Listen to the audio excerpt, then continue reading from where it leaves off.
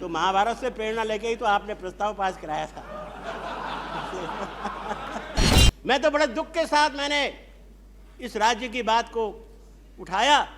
हरिद्वार मैंने क्या पास किया है? मैं ये आपके लिए ये नहीं, मैं तो ये कहिए, ये भी कहिए। ये मुझे दुख के साथ कहना पड़ता है। अब कोई चारा नहीं है इनके विकास का, इनको धन नहीं प्राप्त हो पा रहा है।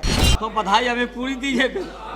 मैं आपको बधाई देता हूँ, सम्मानिता मायावती जी को बधाई देता हूँ। उत्तराखंड के रणबांकुरों ने, तराई के रणबांकुरों ने, भाबर के रणबांकुरों ने गांव-गांव में आज कहानी लिखी हुई है। 750 करोड़ रुपए प्रतिवर्ष का औसत उत्तर प्रदेश के हिमालयी अंचल को कम दिया जा रहा था। बंगाल के बहादुर विस्थापित भाई कितनी कठिनाइयां छोड़कर वहां आए। ये बात सही है कि इधर कुछ बीच में थोड़ी आपस में मतभेद हुए। आज तराई कौमी एकता का एक किला है। मैं उत्तरांचल को प्रतिस्पर्धी नहीं मानता। हिमाद्री तुंग श्रृंग से प्रबुद्ध शुद्ध भारती, सुधम प्रभा समुज्ज्वला स्वतंत्रता पुकारती।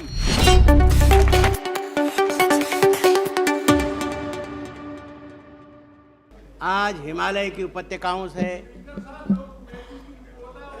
और उत्तर प्रदेश के अंचल से इतिहास के एक नए अध्याय का निर्माण हो रहा है। इतिहास की गति तो अनंत है, उसमें समय समय पर युगों से नए नए अध्याय जुड़ते रहे। मैं इस अवसर पर सम्मानित भाई मुलायम सिंह यादव जी को बधाई देता हूँ। बता दीजिए हमने क्या किया। हरिद्वार बता दीजिए। मैं हरिद्वार मैंने क्या पास किया है? मैं ये आपके लिए ये नहीं, मैं तो ये कहिए, ये भी कहिए। तो बधाई अभी पूरी दीजिए फिर। मैं आपको बधाई देता हूं, सम्मानिता मायावती जी को बधाई देता हूं, जिन्होंने सर्वसम्मत से उत्तर प्रदेश विधानसभा में इस प्रस्ताव को पारित करने के लिए कदम उठाए। श्रीमन, एक इतिहास है इसके पीछे। सिगौली की संधि के बाद इस पर्वतांचल का, उसे उत्तरांचल कहिए या उत्तराखंड कहिए, इतिहास बदला। गोरखा राज था उसके पहले चंद राजाओं, कतीरी राजाओं का राज था, और टेरी में पवार वंश का राज्य था। आज ये सौभाग्य की बात है कि उसी वंश के उत्तराधिकारी सम्मानित सांसद टेरी गढ़वाल यहाँ विद्यमान हैं, जिन्हें बोलंद बद्रीनाथ भी कहा जाता है। इसी तरह उत्तर प्रदेश विधानसभा में काशीपुर के किलाधीश जो कहलाते थे, और जो आज भी अल्मोड़ा में नंदा देवी के मुख्य पुजारी हैं, वो आज वहाँ से सम्मानित विधायक हैं काशीपुर तराई में, जो उधम सिंह नगर में आता है। ये मुझे दुख के साथ कहना पड़ता है कि जो हमारे नियोजक थे, जो केंद्र में प्लानिंग की जिम्मेदारी जिनकी थी समय समय पर, उन्होंने भी इस बात के लिए बाध्य किया उत्तर प्रदेश को, क्योंकि पर्वतीय क्षेत्रों के लिए जिस प्रकार देश के अन्य हिमालयी अंचल के प्रदेशों को सहायता दी जा रही थी, उसी अनुपात में, उसी प्रतिशत के आधार पर कौशिक कमेटी ने इसकी रिपोर्ट भी पूरी दी है कि किस प्रकार लगभग 750 करोड़ रुपए प्रतिवर्ष का औसत उत्तर प्रदेश के हिमालयी अंचल को कम दिया जा रहा था। बार बार समय की प्रदेश सरकार उस समय की कहती थी, और मैंने भी कई बार एक विनम्र सेवक होने के नाते इस बात की चेतावनी दी कि अगर जो उत्तर प्रदेश के जो हिमालयी अंचल हैं, इनके लिए आप वही प्रतिशत नहीं रखेंगे सहायता का जो हिमाचल प्रदेश या अन्य प्रदेशों का है, तो फिर एक बार यह आवाज़ उठ सकती है कि हमारे नए राज्य का निर्माण किया जाए। क्योंकि दूसरे प्रदेशों से भी यहाँ पर श्रमिक और दूसरे हमारे जितने विस्थापित और तमाम भाई वहाँ पहुँचे हैं।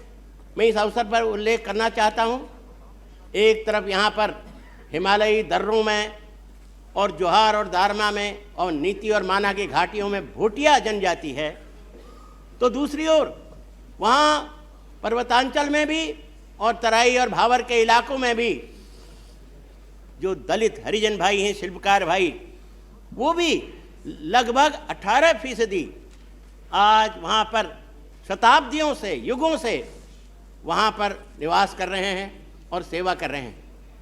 साथ ही साथ जो वहाँ तराई और भाबर का इलाका, ये एक साथ जुड़ा हुआ है और ये मिनी इंडिया है। आज का तराई, आज का भाबर, आज का मसूरी, आज का नैनीताल, आज यहाँ के शिक्षा संस्थान अखिल भारतीय आकार प्रकार है। उनको हम ये नहीं कह सकते कि वह किसी क्षेत्र विशेष के हैं या किसी वर्ग विशेष के हैं। आज तराई कौमी एकता का एक किला है और एक अत्यंत विनम्रतापूर्वक मैं कह सकता हूँ और कहना चाहता हूँ, प्रार्थना करता हूँ सदन को कि हमें इसलिए इस राज्य के निर्माण का पूरा समर्थन करना चाहिए क्योंकि ये कौमी एकता का किला भारत में रहा है और आगे भी रहेगा, और रहेगा इसमें जिसमें बंगाल के बहादुर विस्थापित भाई कितनी कठिनाइयां छोड़कर वहां आए, पंजाब के बहादुर भाई जिन्होंने अपनी खून और मेहनत और पसीने से इसके कण कण को, जब ये तराई जंगल था, उसको आबाद किया है। हम बड़े आदर के साथ इन जो खेतीहर आए पंजाब से, चाहे वो हमारे गरीब मजहबी सिख भाई हों, चाहे राय सिख भाई हों, चाहे कमो भाई हों, चाहे और बड़े सभी वहाँ के जो दूसरे बड़े हमारे फार्मिंग में होशियार लोग हों, मैं उन सब का अभिनंदन करता हूँ। और ये मुझे पूरा विश्वास है, भले ही मैं अपने जीवन के अंतिम दहलीज में हूँ, लेकिन मुझे विश्वास है उत्तरांचल या उत्तराखंड की नई पीढ़ी के ऊपर कि आने वाली इस 21वीं सदी में वो कौमी एकता के वातावरण को बनाए रखेंगे और कौमी अखंडता को बनाए रखेंगे। आज 30,000 से अधिक सैनिक सेनाओं में विद्यमान हैं।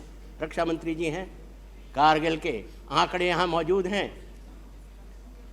और हमें गर्व के साथ कहते हैं हम कि देश के अन्य शहीदों के साथ साथ, देश के अन्य रणबांकुरों के साथ साथ उत्तराखंड के रणबांकुरों ने, तराई के रणबांकुरों ने, भाबर के रणबांकुरों ने गांव-गांव में आज कहानी लिखी हुई है कि कारगिल में कितना अधिक उनने कुर्बानी की, कितने अधिक शहीद वहां हुए। उसमें दलित भी थे, भूतपूर्व सैनिक। आज 3.25 लाख भूतपूर्व सैनिक आज उत्तराखंड में बसते हैं। तराई को लीजिए, तराई में कितने गांव हैं भूतपूर्व सैनिकों के? सारा एक अंचल भूतपूर्व सैनिकों से भरा हुआ है।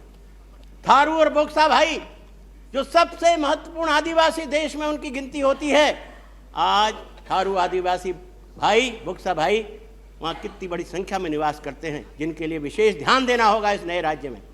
नए राज्य को बनाने की आवश्यकता इसलिए भी पड़ी, जो इसको मांग करनी पड़ी कि इन वर्गों के लिए या आदिवासी वर्गों के लिए किस प्रकार अधिक विकास हो सके, पुनर्वास कैसे हो सके इन भूतपूर्व सैनिकों का, और किस प्रकार ये पंजाब के बहादुर किसानों की जो लगनशीलता है, उत्पादकता है, कैसे आज सारे देश में और बाहर भी इसकी आज ख्याति है। तराई का किसान पंजाब किसान की तरह, पश्चिमी उत्तर प्रदेश के किसान की तरह, भारत के अन्य प्रदेशों के किसानों की तरह आज अपनी मेहनत से कौमी एकता के आधार पर लहला रहा है। ये बात सही है कि इधर कुछ बीच में थोड़ी आपस में मतभेद हुए, उन मतभेदों को हमने अब 21वीं सदी के इस विश्वीकरण के युग में, इस उदारवाद के युग में हम उन पुराने अंधविश्वासों और रूढ़ियों की ओर नहीं जा सकते जिनके हम शिकार हुए हैं। और इसलिए मैं बड़े नम्रतापूर्वक कहना चाहूँगा कि हमें स्वीकार करनी चाहिए इस कौमी एकता के प्रतीक इस उत्तराखंड को, उत्तरांचल को इस प्रकार बनाना चाहिए कि जो उत्तर प्रदेश को भी आगे बढ़ाए। ये गंगा, अमर गंगा, गंगोत्री और यमुनोत्री से लेकर अलकनंदा और पिंडर से लेकर गंगावतरण तक बहती हुई गंगा, ये हमारी भारत की एकता का प्रतीक है। तो भावनात्मक दृष्टिकोण से हमें अलग अलग नहीं बल्कि एक होकर सोचना चाहिए। जो रविन्द्रनाथ टैगोर ने कहा, जो बापू ने कहा, जो गुरु नानक देव जी ने जब हेमकुंड कृपाल में जब उन्होंने पवित्र झंडा लहराया फूलों की घाटी में, गुरु गोविंद सिंह जी ने और गुरु नानक ने नानकमत्ता गुरुद्वारा बनाया, पौड़ी गंगा बनाई, रीठा मीठा साहब, आज वो हमारी सिख और हिंदू और तमाम उसका एकता का प्रतीक है। तमाम मुस्लिम समाज वहाँ कितना बड़ा रोहिलखंड का है, आज वहाँ की आबादी का प्रतिशत 22%। मुस्लिम हमारे भाई, तो मुस्लिम वहाँ, सिख वहाँ, भोक्सा वहाँ, थारू वहाँ, बंगाली वहाँ, भूतपूर्व सैनिक वहाँ, ग्रेजुएट वहाँ, भूतपूर्व स्वतंत्रता संग्राम सेनानियों के गांव हैं वहाँ, कम से कम 50 गांव स्वतंत्रता संग्राम सेनानियों के, सारे उत्तर प्रदेश यहाँ तक कि भारत के भी। मैं तो बड़े दुख के साथ मैंने इस राज्य की बात को उठाया, जबकि मैंने देखा कि अब कोई चारा नहीं है इनके विकास का, इनको धन नहीं प्राप्त हो पा रहा है, हम सहायता नहीं प्राप्त कर पा रहे हैं, इनकी मदद नहीं कर पा रहे हैं। उस क्षेत्र का सांसद होने के नाते अगर हम ये देखें कि बिजली नहीं मिल रही है और विकास की अवधारणाएं अवरुद्ध हो रही हैं, तो हम क्या करते? अब आज मैं इस अंतिम देहरी में अपने जीवन की कहना चाहता हूं कि हमें उत्तर प्रदेश को भी आगे बढ़ाना है, देश के अन्य प्रदेशों के साथ साथ उत्तरांचल को भी आगे बढ़ाना है। मैं उत्तरांचल को प्रतिस्पर्धी नहीं मानता।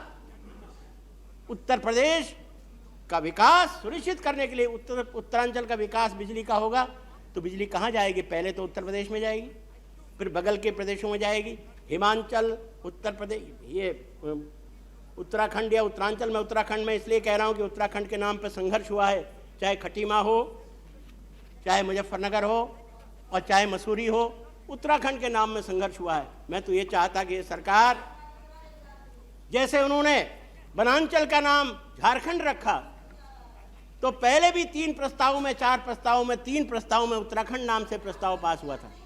तो इस पर विचार करें। मैं इसमें कोई विवाद नहीं उठाना चाहता, लेकिन यह सर्वमान्य है कि उत्तराखंड का नाम बहुत पहले से, जब श्री पीसी जोशी 1942 में भी उन्होंने इस समय उत्तराखंड की आवाज उठाई थी। जी महाभारत में भी। तो महाभारत से प्रेरणा लेके ही तो आपने प्रस्ताव पास कराया था। छोटा राज्य बनने से ये फायदा होगा कि जो हमारा समय और साधन उस कार्य में हम नहीं दे पा रहे हैं, वहां पर हम छोटी छोटी जोतों में, घाटी से चोटियों तक सीढ़ी नुमा, पगडंडी नुमा खेत, उनमें हम जड़ी बूटियों की खेती कर सकते हैं। कहने को बहुत कुछ है। मुझे इस समय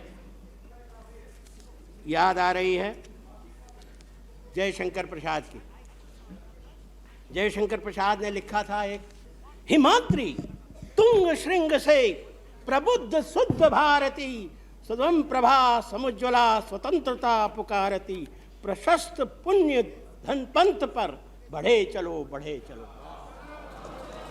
इस उद्घोष को लेकर, इस उदात्त उद्घोष को लेकर, इस मनोभावना को लेकर हम इस राज्य को आशीर्वाद दें, इसका निर्माण करें, कटुता भुला करके एकता की भावना से भारत को आगे बढ़ाने के लिए, उत्तर प्रदेश को आगे बढ़ाने के लिए, सभी प्रदेशों के समन्वय से विकास के लिए 21वीं सदी का भारत बनाने के लिए आगे बढ़ें।